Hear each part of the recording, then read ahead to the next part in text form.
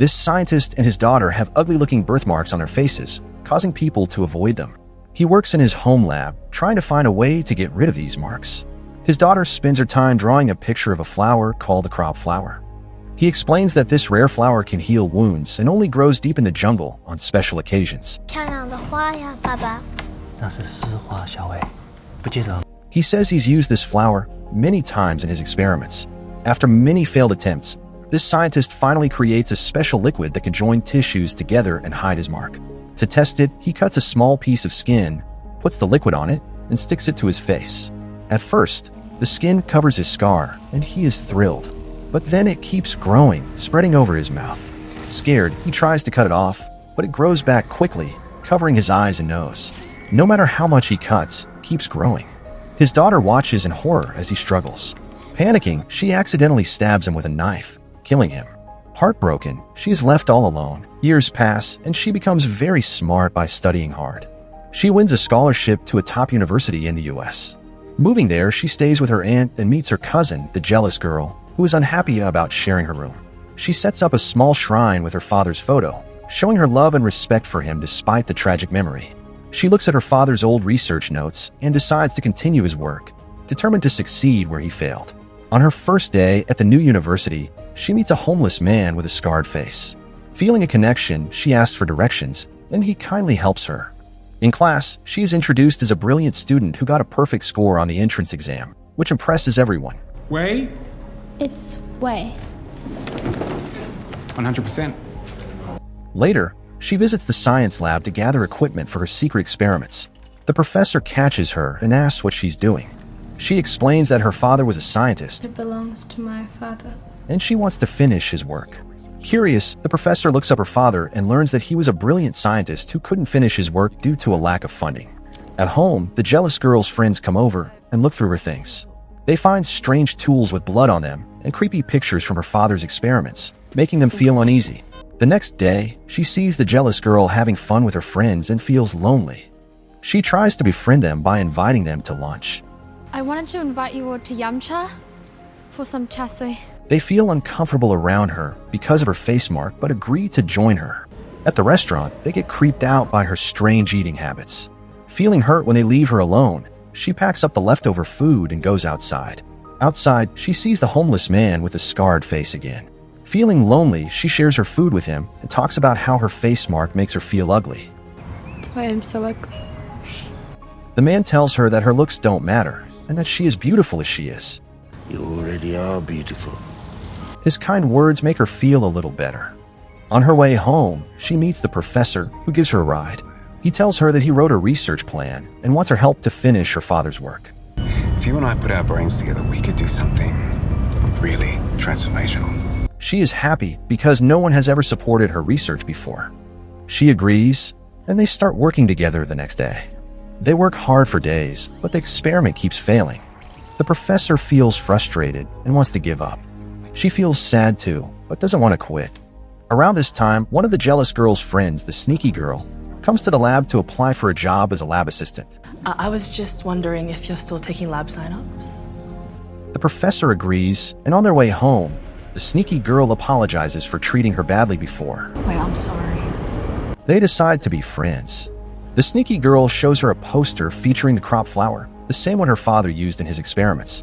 The poster says that this rare flower will be at a local exhibition. Remembering her father's words about the flower's power, she decides to get it. That night, she sneaks into the farmhouse hosting the exhibition and steals the crop flower. Excited, she hurries to the university lab to continue her experiment. She doesn't know that the professor and the sneaky girl are secretly watching her, curious about what she's doing. The girl took the flower and made an extract from it. She added it to her serum and tested it by cutting a small piece of skin from her foot. When she applied the serum, the skin grew back perfectly. The teacher watched from a distance, amazed at how well it worked. Realizing that she had made the experiment a success, he sent the jealous girl away and confronted the girl. Excited, the girl explained that the flower's extract was the missing ingredient her father needed to make the experiment work. She showed the healed skin on her foot as proof. But the jealous girl was secretly watching and took pictures of the experiment. She sent the photos to the spoiled cousin. The girl panicked when she saw the jealous girl spying and quickly left the lab, accidentally leaving her notebook behind.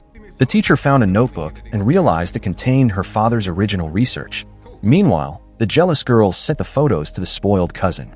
When she saw them, she became furious and went to the girl's room, destroying all her things. When the girl came back and saw the mess, she was heartbroken.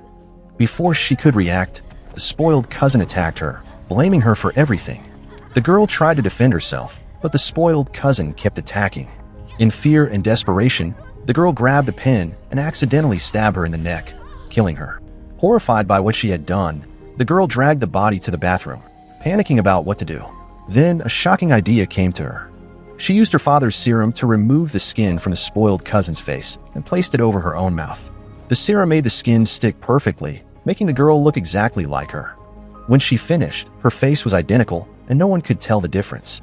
When she went home wearing the spoiled cousin's face, the aunt thought her daughter had come back and hugged her lovingly. For the first time, the girl felt loved and accepted. Realizing how powerful her disguise was, she decided not to change back to her old self. The next morning, she fully became the spoiled cousin, wearing her clothes and copying her style. At the university, she met the cousin's boyfriend, who treated her kindly. It was the first time a boy was nice to her, and she enjoyed the attention. She started living the cousin's life, enjoying her friends, a caring mom, and a loving boyfriend. She even went on a date with the boyfriend. They got close, but as they leaned in, the skin on her face started to peel off, revealing her true face underneath. The boyfriend was horrified and tried to run away, but accidentally fell down a steep slope and died. Shocked and scared, she ran home, confused about what to do next. Desperate to fix her face, she looked for her father's notebook, hoping it had the answer to make the skin permanent. But she couldn't find it. In a panic, she used the last of her father's serum to reattach the face, making her disguise look normal again. Meanwhile, the teacher had the notebook and became obsessed with continuing the experiment. He started searching for the rare flower, believing it was the key to success. During his search, he got a call from a translator who warned him that the experiment was dangerous and should be stopped immediately. Hey, my man. What do you have for me? Look, I just finished translating your notebook. I know your job's on the line, but this is too much. It's some crazy Chinese torture porn shit, man. But he ignored the warning, too obsessed with the experiment's potential. The girl went to the university looking for her father's notebook, but couldn't find it in the lab. She called the teacher, who admitted he had it but refused to give it back. He revealed his plan to publish the research under his own name. I'm Grizzly White, what do you want? Where is my notebook? As lead scientist, it's my work. Furious but helpless, she left the university. Outside, she ran into another girl and found out that she was having an affair with the teacher. Enraged, she decided to get revenge. Disguised as the spoiled cousin, she invited the girl to her house. When she arrived, the girl attacked her. She tried to escape into the garden, but the girl caught her and killed her brutally using a drill machine. Afterwards, she removed her victim's face and used the serum to wear it as her own. She styled her hair and dressed like her, perfectly copying her mannerisms by watching photos and videos on her phone. The noise from the attack made a neighbor's dog bark, alerting the neighbors, who called the police. When the police arrived, they saw her disguised as the new victim and didn't suspect anything, leaving without investigating further. The next day, she went to the university in disguise and enjoyed the attention the new identity brought her.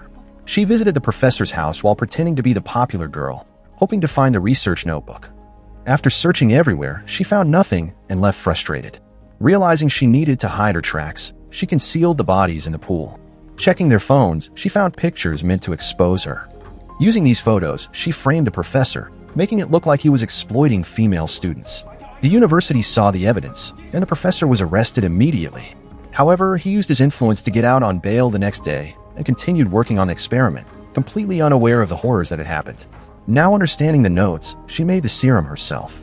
Testing it on 2 pieces of skin tissue, she watched them fuse perfectly, proving the experiment was a success. Meanwhile, the professor started noticing strange behavior from the girl she was impersonating. Still in disguise, she visited his house again. He welcomed her without any suspicion. When he went to get food, she quickly searched the house and found the notebook along with his version of the serum. She took them both and ran out. Realizing what happened, the professor checked his cabinet and discovered that his serum was gone. At her place, she removed the disguise, revealing her true identity. That night, the other friend visited, worried about the missing girls. Pretending to be her friend, she comforted the visitor with a hug. But when the visitor went to the kitchen, she found body parts in the fridge. Horrified, she tried to escape, but she was killed using a trap. This time, the bodies were left out in the open. Just then, the doorbell rang. It was the professor.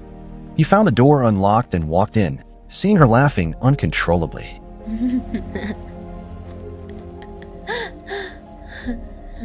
Confused, he approached cautiously. She accused him of stealing her father's research. That was my father's work! Ignoring her, the professor opened the fridge to get his serum and found the dismembered bodies. Before he could react, she injected him with a sedative, knocking him out. When he woke up, he was tied up and skin alive. She applied the serum and layered another piece of skin over his body. The skin grew rapidly, completely covering him except for a straw in his mouth so he could breathe. But the skin fused too tightly, suffocating him in a painful death. His screams alerted a neighbor, who called the police. Hearing the sirens, she panicked and ran from the house. The police arrived just as she escaped and chased her through the streets. Desperate, she ran to the scarred man she once helped and begged him to hide her. John, it's me, help me. Trusting her, he hid her under his bedding, and the police couldn't find her. But as she hid, the stolen serum broke, spilling its contents. The chemicals reacted with her and the man's skin, causing their bodies to fuse together in a grotesque way. They merged into a horrifying creature, stuck together with no way to separate. Trapped in this monstrous form, she realized she was doomed to live the rest of her life as a creature. She watched helplessly as her dreams crumbled, seeing the consequences of her actions and the lives she destroyed.